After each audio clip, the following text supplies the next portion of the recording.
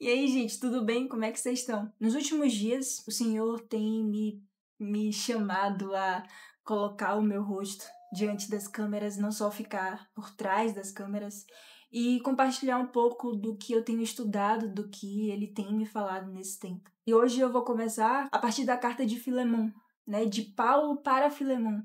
É uma carta bem curta, mas se você parar para observar o amor de Cristo nessa carta, é simplesmente impressionante. Essa é uma carta de apelo de Paulo em favor de Onésimo. Onésimo era um escravo que tinha roubado o seu senhor, nesse caso Filemão. E por muitas vezes a gente se vê nesse tipo de situação. Alguém que te fez mal, a gente não sabe qual foi a situação de Filemão após essa falta de fidelidade de Onésimo para com ele. A gente não sabe como ele ficou, quais foram as consequências, isso não é dito na carta.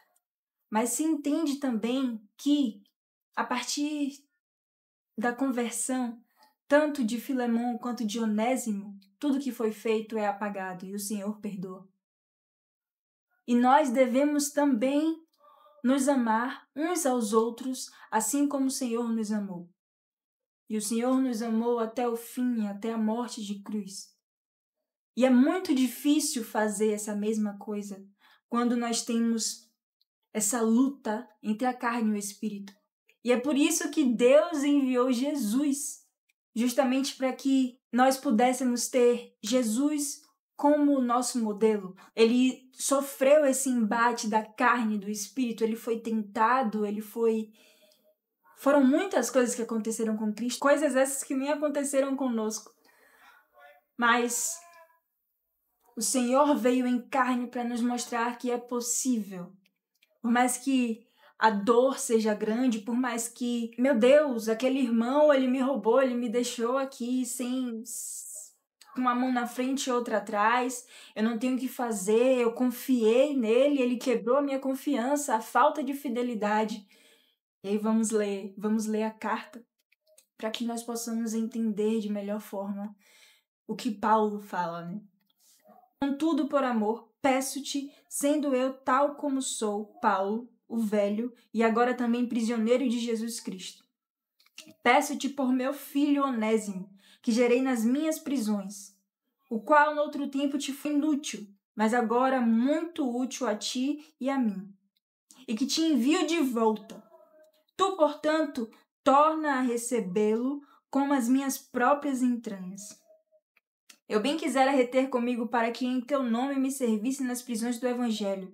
Mas sem o teu parecer nada quis fazer para que o teu benefício não fosse como por necessidade, mas por voluntário.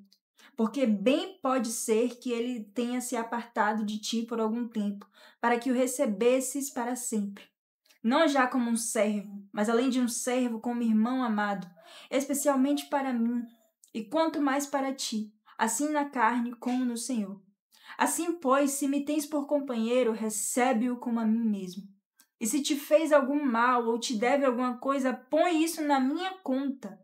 Eu, Paulo, de minha própria mão o escrevi e o pagarei para não te dizer que tu mesmo te deves inteiramente a mim.